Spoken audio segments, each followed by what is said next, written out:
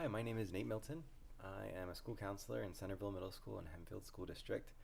I'm sorry for the lack of pictures in this presentation. I put all those on a G drive, and it's such a pain to try to pull it out. We've had issues with it, so this will be pretty dull, black and white presentation. But anyway, I have three kids. My oldest is Riel, and she's 8 years old. My middle is Isaac, and he is 5 years old. He's just starting kindergarten as of today. And then my youngest is 3 years old. His name is Jensen. Of course, I'm with them a ton, and there's a lot of responsibilities with those kiddos that keeps me pretty busy. So that's probably my main, I guess, hobby, I guess you could say. But other things I love doing is traveling. I play the piano. Our next door neighbor actually gives us um, what do you call it, lessons for free. She's so kind. Um, and gardening, we freeze enough green beans for our whole winter and peas for the whole winter, and we can tomatoes. So we have San Marzano tomatoes from our garden, peppers. We roast the peppers and freeze those, and so that keeps us pretty busy. I tend to read a lot, although when I'm taking classes that doesn't happen. And I love learning about the brain. That's been something that I've really grown in.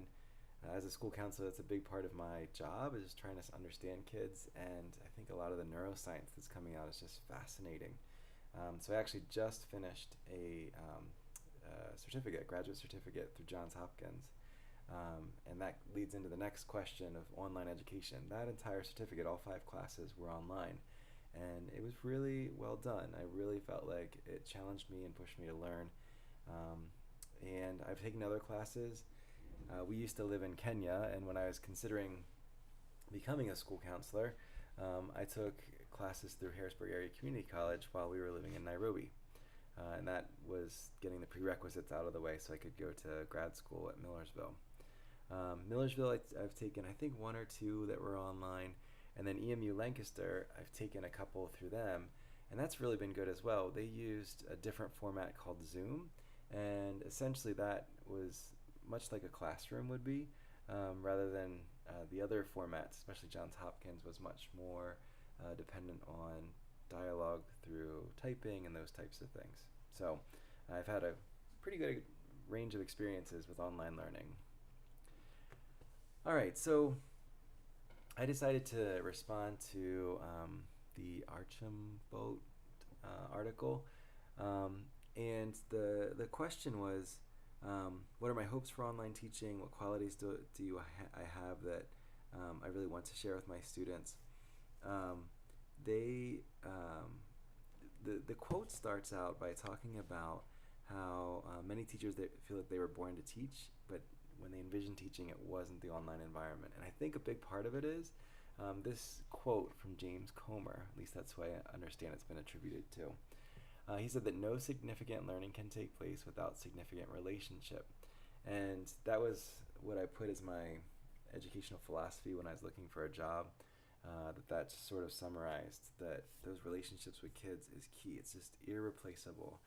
And so often I feel like the online environment really inhibits developing strong quality relationships, especially with younger kids. You get to middle school and elementary school, even in the high school. It just feels like building those relationships, which is the bedrock of any good education, is pretty difficult to do. It's possible, but it's difficult. Um, and I think a lot of educators are the same way, where they see themselves working with people and not with technology. And in fact, there's a quote from my one of my teachers in the 7th grade, and she said something to the effect of, if I wanted to focus on technology, I would have become a specialist in educational technology, not a teacher. And so that focus of technology, that focus of the online environment, it tends to be the relationship, the social piece, the connecting piece as human beings tends to be downplayed. And interestingly, there was a quote that Archambault provided from a teacher who is an online teacher, and they said that sometimes it's frustrating not knowing what's going on with the students' personal lives, and this limits your understanding of their needs. And I think that's so true, where sure there are advantages, but that lack of personal connection really inhibits it. Personally, my own hopes and qualities are for online teaching. I really hope that I am able to reach beyond that and build a classroom where people connect with each other, they can build lifelong relationships and support each other. I've not found that. So in Johns Hopkins program, we all went as a cohort throughout the entire program. And I didn't find that I built those strong relationships. And I feel like if I would have been in a classroom, I would have. So that was a bit of a disappointment. So I'm hoping that I can find strategies, tools to sort of help that to take place. That's definitely the way I'm wired, especially as a school counselor. I want people to know each other, and I feel like that's such an integral part of the learning process. Personally, a couple qualities that I have that I feel like would be really helpful for online teaching. I'm super organized and I'm very detail oriented. I also feel like I'm a good communicator in that I'm able to sort of summarize what's going on and put that into a short, pithy statement so that we can summarize sort of where we've been. So hopefully I can use those qualities in the online classroom. Okay, the other article that I wanted to respond to was the chapter from the Rice text. The question was, she writes about different approaches to online teaching. So they said guide on the side and some other ones that were mentioned. How would you respond? So I think that guide on the side is an important goal. I want to be a coach. I want to be someone who's helping or facilitating someone else's learning. But it's just not always the case. There's other issues, not least of which motivation. There's also trauma in students' lives or barriers that get in the way. And so sometimes students do need to have an expert who is able to help them learn the info. Of course, students are going to learn much better if they are gaining that expertise themselves. I think that's the goal, but it's just not always possible. Now, an interesting thing to note for me is as a school counselor, I bring a totally different type of curriculum to the classroom. So when I go into the classroom, I'm talking about social-emotional issues often. I'm talking about conflict management. I'm talking about some of these things that the students who typically are the students who are engaged in learning, who are curious, I guess you would say the advanced students, are not so interested in. Either they've mastered some of those strategies or it's not been a value. They've sort of had some of these things instilled in them, so it's not even something they recognize as a need. Whereas some of the students that I often see who struggle in other subjects because of a lack of background perhaps, or training or support from home, they actively engage in the material. And so I become a guide on the side for those students because they become the experts of their own experience. So I just think it's so interesting that I see those things flip-flop, but it shows that the population's needs or their own background is so key. So it's impossible to say that I'm always going to be the guide on the side, because even within one classroom, even teaching the same lesson, I'm going to have people who are at all different levels. Perhaps I'll be the expert, perhaps other students will be the expert in that situation. One thing that I really took issue with in Rice's chapter was a chart on page 73 that basically shows the differences between online and classroom teaching. And she essentially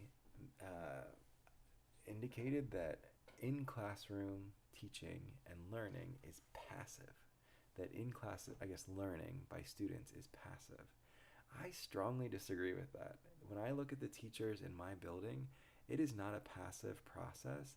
Students are up, they're talking to others, they're investigating, for example, today when I went to a science class, they were all around the room doing a lab.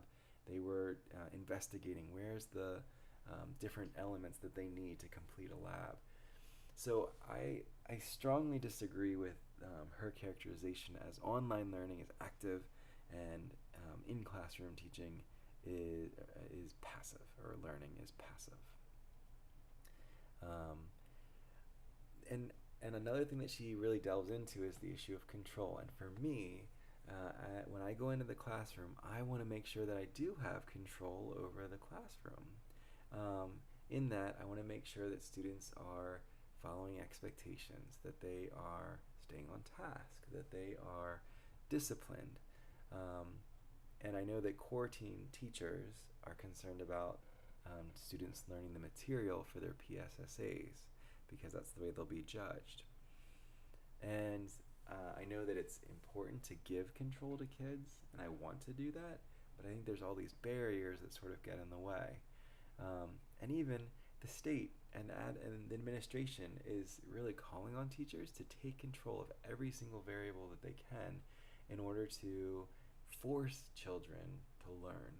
Um, and I just wonder, maybe this is part of the problem. Maybe we do need to allow more control to students, but then there also has to be an equal acceptance that maybe the results will not look exactly what the educators at State Department of Education or the administrators in my district are expecting. All right, the final question was about the INACOL standards and looking at some of those commercials that were aired for online education. And it seemed like all three of those commercials were all about individualized, customized, and choice. Those were the words that I heard over and over again. And all of those fall under standard 1 of modifying the content. I think that most of the standards were not even addressed or brought up, which understandably in a 30-second spot. But even still, there's a lot that were not addressed. Also, in the one advertisement, it was all about social growth, but I don't think that was addressed in the standards. So that's kind of interesting. I think that's a hugely important thing to address, especially from a school counseling perspective, but I don't think it was. So that's my summary. That's my introduction assignment. I'd love to hear your thoughts. Thanks.